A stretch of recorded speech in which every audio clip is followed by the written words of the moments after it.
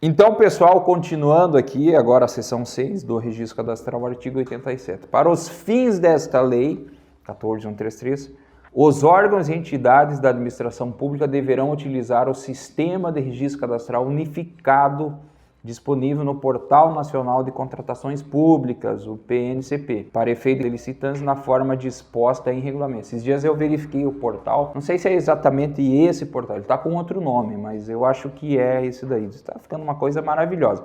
Se funcionar, vai ser uma bênção, né? Você imagina todas as informações de licitação, de licitações realizadas no Brasil num único portal. Isso é inacreditável se funcionar, né? Parágrafo 1º. O Sistema de Registro Cadastral Unificado será público e deverá ser amplamente divulgado e estar permanentemente aberto aos interessados. Será obrigatória a realização de chamamento público pela internet, no mínimo uma vez por ano, anualmente, para atualização dos registros existentes e para ingresso de novos interessados. Eu estou dizendo que esse portal vai ter que ter o maior volume da internet, porque são 20 mil licitações por dia útil. Imagina, mandando tudo, fase preparatória, contrato, edital, anexos, vai ser, e agora ainda aqui, solicitando ainda os registros cadastrais, né? Parágrafo 2º. É proibida a exigência pelo órgão ou licitante de registro cadastral complementar para acesso a edital e anexo. Quer dizer, antigamente, para você baixar um edital, um anexo pela internet, você tinha que fazer um cadastrinho,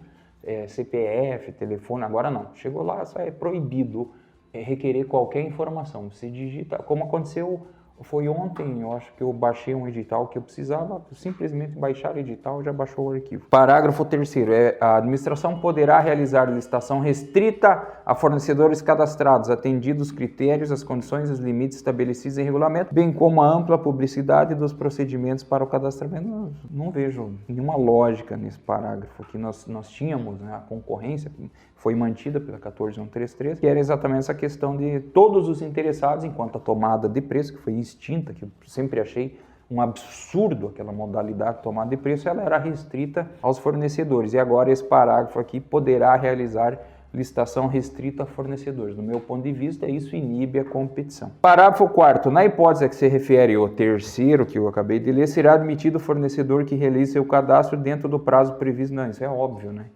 É óbvio que quem realizar dentro do prazo previsto no edital também pode participar. Senão seria assim um cúmulo da restrição. A regra já é péssima no meu ponto de vista. Imagina ainda não impedir, não, nem cadastrar você pode. Não, mas dá tempo. Não pode mais. Não, mas enfim, né? Artigo 88. Ao requerer a qualquer tempo inscrição no cadastro ou sua atualização, o interessado fornecerá os elementos necessários exigidos para a habilitação prevista na lei. Quer dizer o seguinte, quais documentos podem ser solicitados pela administração para fins de cadastro? Os mesmos exigidos para fins de habilitação. Parágrafo 1º. Inscrito, considerado sua área de atuação, nós, engenharia e arquitetura, será classificado por categorias, subdividida em grupos, segundo a qualificação técnica e econômico-financeira avaliada de acordo com as regras objetivas divulgadas em sítio eletrônico oficial.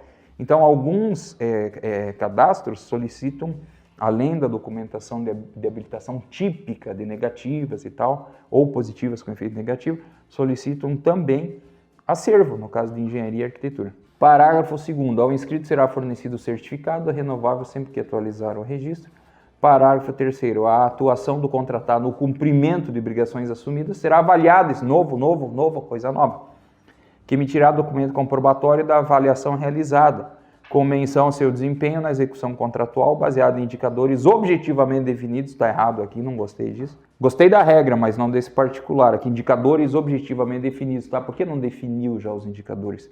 E aferidos e a eventuais penalidades aplicadas, o que constará do registro cadastral em que a inscrição for realizada. Então, você tinha antes dessa regra, que é nova na 14.133, você tinha a questão do atestado, né? Então, eu participava com um atestado, mas o atestado dizia, cumpriu satisfatoriamente e era fornecido por pessoa jurídica ou pessoa física, mas não era pessoa pública, era de pessoa de direito privado. Agora não, a pessoa pública que recebeu a prestação de serviço, que adquiriu o produto, ela vai fornecer uma espécie de acervo do contratado dizendo, olha, a nota dele foi 7,5.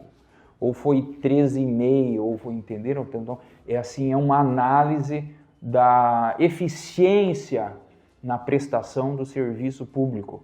do particular para com o órgão contratante. E isso vai servir como critério também de futuras contratações. Então não é mais uma questão que ou ela é boa ou ela foi declarada inidônea. Agora ela entre o 10 e o 0 vai ter toda essa escala de notas. Parágrafo 4º. A anotação do cumprimento de obrigações pelo contratado e que trata o parágrafo 3º, que eu acabei de explicar desse artigo, será condicionada à implantação e à regulamentação do cadastro de atesto de cumprimento de obrigações. Quer dizer, não dá para fazer isso sem você ter definido completamente as regras antes.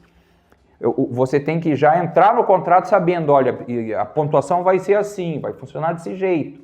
É como aquela coisa do quando quem participa de obras está lá na fiscalização, que a penalidade é tal, se cometer tal erro, tal, aquele tipo de regra. Cumprimento de obrigações apto à realização do registro de forma objetiva em atendimento ao princípio da impessoalidade, igualdade, isonomia, publicidade, transparência, de modo a possibilitar a implementação de medidas de incentivo aos licitantes que possuírem ótimo desempenho anotado em seu registro cadastral. Anota. As empresas vão passar a ter nota, só que aqui está exigindo o seguinte: você não vai criar essa regra depois que assinou o contrato. A regra tem que estar já criada anteriormente, tem que constar já, acredito eu, aqui em algum documento anexo ou no próprio edital. Parágrafo 5º. A qualquer tempo poderá ser alterado, suspenso ou cancelado o registro inscrito que deixar de satisfazer a exigência determinada por essa lei ou por regulamento. É uma forma aqui mais refinada de sanção, né? É um corte por linha de nota. Você não atingiu a nota necessária, desculpe. Parágrafo 6º. Interessado que requerer o cadastro na forma do caput desse artigo poderá participar de processo licitatório até a decisão da administração e a celebração do contrato ficará condicionada à emissão do certificado conferido no parágrafo desse artigo. Então, com isso a gente encerra essa parte e vamos agora ao título 3 dos contratos administrativos, capítulo 1 da formalização dos contratos. Eu vou falar um pouco sobre contrato, que eu estou escrevendo o meu livro, aí já acredito que mais uns 30 dias eu termine ele, já está bem avançado. É uma análise dessa lei, mas também é um manual de licitações para engenheiros e arquitetos. E no livro eu defendo algumas linhas. Uma delas é que eu sou partidário das empresas, eu não sou neutro, eu não sou imparcial, eu não estou aqui, não, isso aqui não, algumas coisas sim, mas a maior parte não. Eu defendo as empresas, esse é meu foco, eu defendo as empresas. E um outro ponto, eu diria que um dos pilares do meu livro, da minha obra, é a questão da impugnação. Eu bato na impugnação, tem que impugnar. E eu apresento, inclusive, na obra um checklist da impugnação para não esquecer nada, para não deixar nada de fora. Não vão dar nem bola para a tua impugnação, mas depois vai servir. Porque quando você procura um advogado, diz, está acontecendo isso aqui, a primeira coisa que ele te pergunta, você impugnou e tal.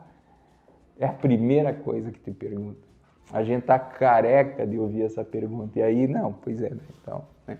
Inclusive tem juristas aí, já tem até doutrina nesse sentido, tem os prós e os contras, né? O Marçal, felizmente, é da linha contrária. Mas tem muitos estudiosos aí que defendem, não impugnou de tal, perdeu o direito. Então a impugnação é necessária. Agora, dentro da impugnação, o pessoal costuma ficar restrito aí à habilitação, a acervo, umas coisinhas.